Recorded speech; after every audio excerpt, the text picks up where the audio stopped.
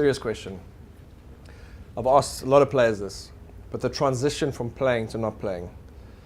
I believe that players are not prepared enough for this.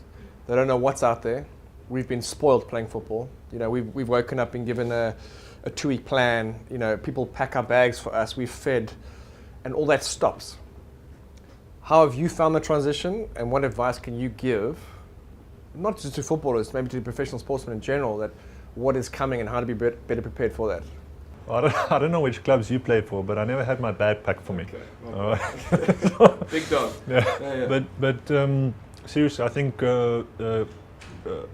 owners of clubs don't prepare us. They don't prepare us holistically for what's about to come. You have your career life, then you have your afterlife, and I think players psychologically are not prepared for it. There's a massive difference between being your all-round athlete who's adored by fans, you're bringing in an income,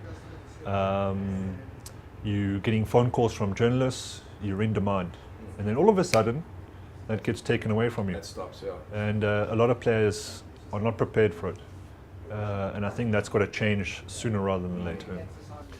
I remember speaking to Gary Bailey about this, and he and Derek Blankensee will echo what I'm saying. And Gary, after training, when he was playing at Wits, used to go for speech classes.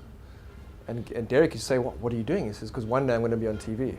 And look at him now. He anchored Supersport. He's now based in Miami. And I think that's more of an attitude that players need to have these days, is a more awareness of what's, that transition. It's pretty hectic. Sure, we, football has always been a working class sport. As opposed to rugby and cricket, who come from, most of them have got university degrees, they've got the old boys network to rely on once they're finished playing. We don't have that. We've never had that, and we probably never will have that. But that doesn't mean that we can't change that kind of attitude. The players' union has to come to the party, but more importantly, the players themselves.